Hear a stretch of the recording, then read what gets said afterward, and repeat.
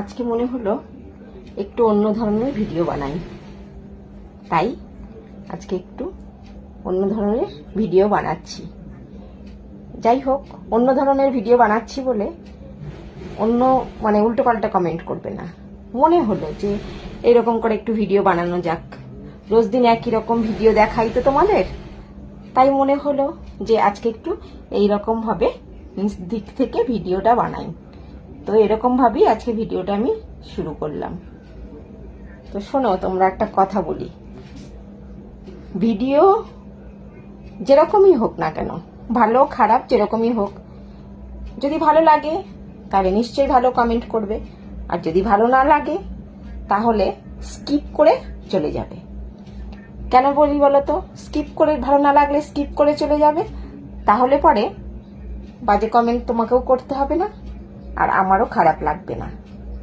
তাই তোমাদের এই কথাটা বলছি, যার ভিডিও ভালো লাগবে সে তার ভিডিওই দেখো, অন্য কারোর ভিডিও দেখার দরকার নেই, তাই না? অন্য কারো ভিডিও দেখবে আবার এসে বাজে কমেন্ট করবে, এটা তো খুব খারাপ জিনিস, তাই না?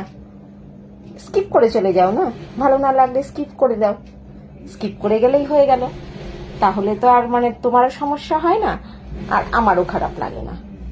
আমার মনে হয় এটাই হচ্ছে সলিউশন। শুধু শুধু অন্যের ভিডিও দেখবে, দেখে কি দরকার কষ্ট করে আঙুল দিয়ে টিপে টিপে কমেন্ট করবে, তাই না? এতে তো খারাপ লাগবে না, আমারও খারাপ লাগবে আর তোমার কষ্ট হবে।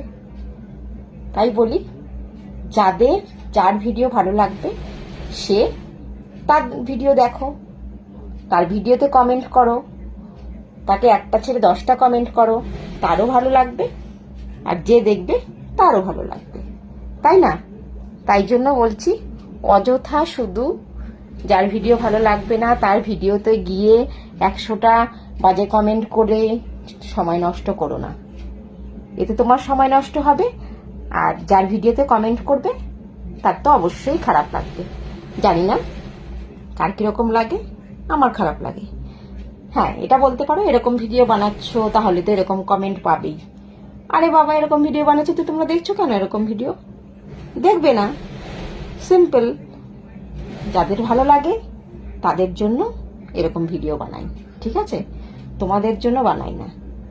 যাদের ভালো লাগে না আমার ভিডিও, তাদের জন্য আমি ভিডিও বানাই না, ঠিক আছে? সিম্পল। যাদের আমার ভিডিও ভালো লাগবে না তারা আমার ভিডিও স্কিপ করে চলে যাবে, ঠিক আছে?